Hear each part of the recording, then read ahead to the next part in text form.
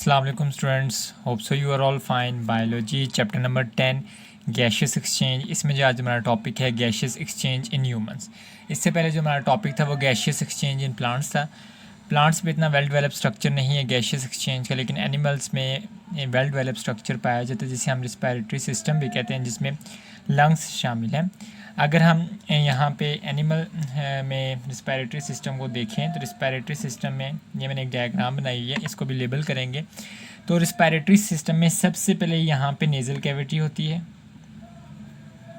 या nasal passage कहते हैं। नीचे ये ओरल कैविटी होती है यानी मुँह वाला हिस्सा आपका, और उससे नीचे जो है ये ओरल कैविटी है। उससे जो नीचे वाला हिस्सा ये एक फेरिक्स है, उससे नीचे वाले हिस्से को हम लोग लैरिंक्स कहते हैं, जिसे वॉइस बॉक्स भी कहते हैं। उससे नीचे अगर मूव करें तो ये ट्रैकिया है।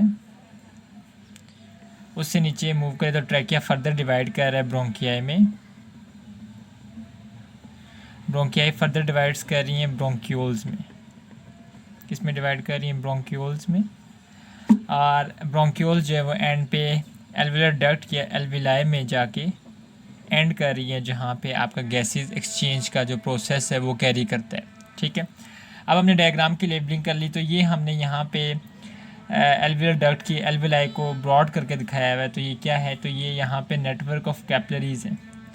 नेटवर्क ऑफ कैपिलरीज पाई जा रही हैं, यानी यहाँ पे ये राउंड राउंड जो है ये आपके एल्विलाई हैं, और इस पे यहाँ पे नेटवर्क ऑफ कैपिलरीज यानी कैपिलरीज का गुच्छा पाया जाता है। अगर हम लेबलिंग के अकॉर्डिंग अब इसको डिस्कस करें तो हमें मालूम है कि सबसे पहले जो हवा है यानी ऑक्सीजन हमारे नेज़ल कैविटी के ज़रिए अंदर जाता है, यानी नाक के ज़रिए से, हिस्से के ज़रिए से अंदर जाता है। नेज़ल कैविटी की बात करें तो नेज़ल कैविटी पे यहाँ पे हेयर्स और म्यूकस मौजूद होते हैं। अब हेयर्स का क्या फंक्शन और म्यूकस का क्या फंक्शन है मैं आपको बताऊंगा। तो सबसे पहले हेयर्स के फंक्शन को डिस्कस कर लिए। तो हेयर्स यहाँ पे आपकी जो एयर आती है उसमें जो छोटे छोटे डस्ट पार्टिकल्स होते हैं उन्हें स्टॉप करते हैं, यानी यहाँ फिल्ट्रेशन का काम करते हैं। अब बात करें म्यूकस का, तो म्यूकस का यहाँ पे म्यूकस मौजूद होता है। म्यूकस का ये फंक्शन होता है कि जो बाहर से आपकी हवा आ रही है, फॉर एग्जांपल अगर बाहर मौसम ठंडा है तो वो बॉडी को आपकी हवा जो है वो जब नोज से अंदर जाएगी तो वो उस हवा को मॉइस्ट कर देगा यानी नरम कर देगा, यानी उस हवा का टेम्परेचर मेंटेन करेगा। आपको पता है हम लोग जो हैं वो क्या है, हम लोग वार्म ब्लडेड एनिमल्स है कि हमारा बॉडी टेम्परेचर जो वो हमेशा कांस्टेंट रहता है। एक्सटर्नल इन्वायरमेंट का हमारे पे कोई इफेक्ट नहीं होता, इसलिए यहाँ पे म्यूकस बाहर से जो भी ठंडी हवा आएगी उसको मेंटेन करेगा बॉडी टेम्परेचर के अकॉर्डिंग, या गर्म हवा आएगी तो उसको मेंटेन करेगा बॉडी टेम्परेचर के अकॉर्डिंग। जब यहाँ से ऑक्सीजन जाएगी नीचे चलती जाती यहाँ से जाएगी तो यहाँ पे ओरल कैविटी यानी मुंह से भी, अब मुंह से भी हम लोग सांस लेते हैं ज़्यादातर, लेकिन हम मुंह से क्या काम करते हैं, हम मुंह से खाने का प्रोसेस यानी हम खाना खाते हैं तो सांस हम ज़्यादातर नोज से लेते हैं, मुँह से नहीं लेते। उसके बाद जब यहाँ पे ऑक्सीजन आएगी तो यहाँ पे आपको पता है नेक्स्ट जो स्टेप है वो फेरिक्स है। फेरिक्स एक मस्कुलर जो है ना स्ट्रक्चर है, अगर आप देखें तो हाईली मस्कुलर स्ट्रक्चर है। यहाँ जब ऑक्सीजन जाएगी देन ऑक्सीजन लैरिक्स में जाएगी। लैरिक्स का बेसिकली जो फंक्शन है ये इसे वॉइस बॉक्स भी कहते हैं। यहाँ पे क्या होगा कि जो एयर जाएगी वो यहाँ पे वॉइस बॉक्स में लैरिक्स में वोकल कॉर्ड्स होते हैं, उनके साथ जाके यहाँ पे वो एयर जो है वो टकराएगी। टकराने से आपका साउंड प्रोड्यूस होगा यानी आपकी स्पीच डेवलप होगी। जब यहाँ से ऑक्सीजन फर्दर किस में जाएगी, ट्रैकिया में जाएगी। ट्रैकिया में आपको पता है कि सी शेप्ड कार्टिलेज होते हैं। सी शेप्ड कार्टिलेज क्या करते हैं ट्रैकिया को, यहाँ पे ये सी शेप्ड कार्टिलेज ऐसे यूं लगे होते हैं। ये ट्रैकिया में ट्रैकिया को कोलैप्स करने से यानी ट्रैकिया को बंद होने से बचाते हैं। यानी ये ट्रैकिया फ़र्ज़ करें कि इस टाइम हवा का प्रेशर नहीं है तो ये कोलैप्स हो जाएंगे, तो ये सी शेप्ड कार्टिलेज इस ट्रैकिया को कोलैप्स होने से फर्दर क्या करते हैं, प्रिवेंट करते हैं। ट्रैकिया की बात करें तो ट्रैकिया जो है वो फर्दर डिवाइड होता है आगे ब्रोंकियाई में। ये 2 ब्रोंकियाइज में ट्रैकिया डिवाइड हो रहा है।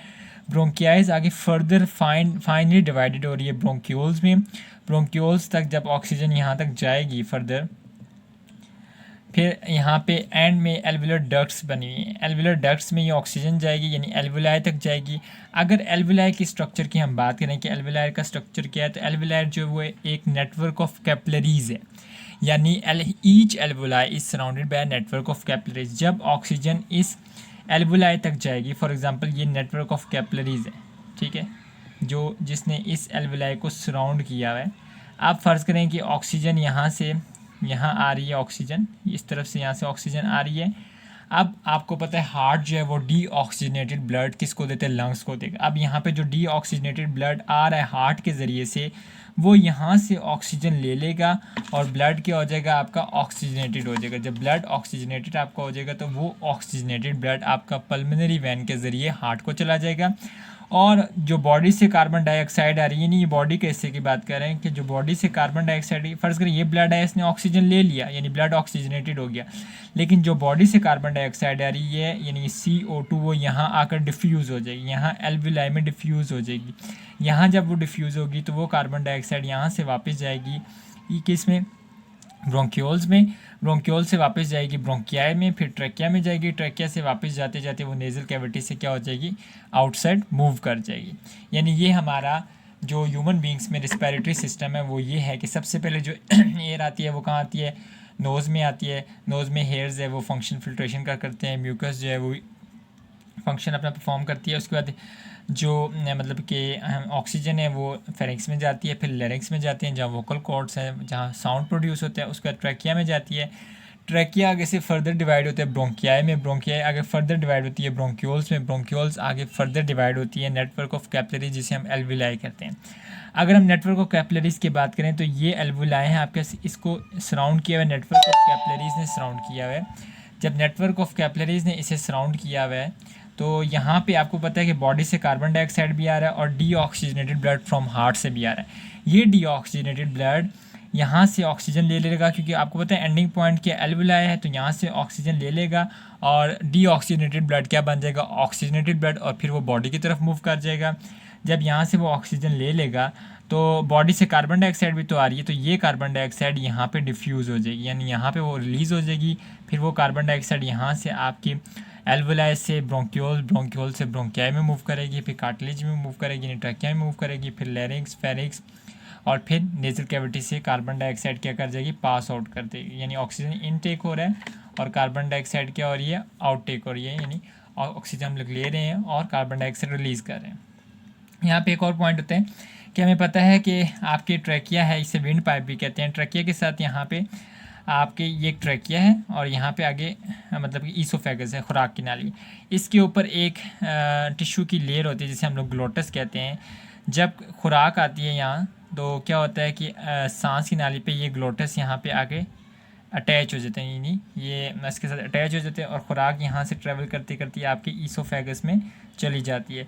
इसलिए समटाइम्स आपने देखा कि जो लोग मतलब जल्दी जल्दी खाना खाते हैं, खाना खाते हुए अक्सर उनका खाना बाहर आ जाता है। वो क्यों बाहर आ जाते हैं, क्योंकि उनका खाना सांस की नाली में चला जाता है, लेकिन खाने ने जाना था खुराक की नाली में। इसलिए यहाँ अल्लाह ताला ने एक सिस्टम बनाया हुआ है, जो ही जब हम खाना खाते हैं तो यहाँ सांस की नाली पे एक ग्लोटस आ जाता है, कैप नुमा स्ट्रक्चर आ जाता है, जो इस सांस की नाली को बंद कर देता है, नहीं क्लोज़ कर देता है।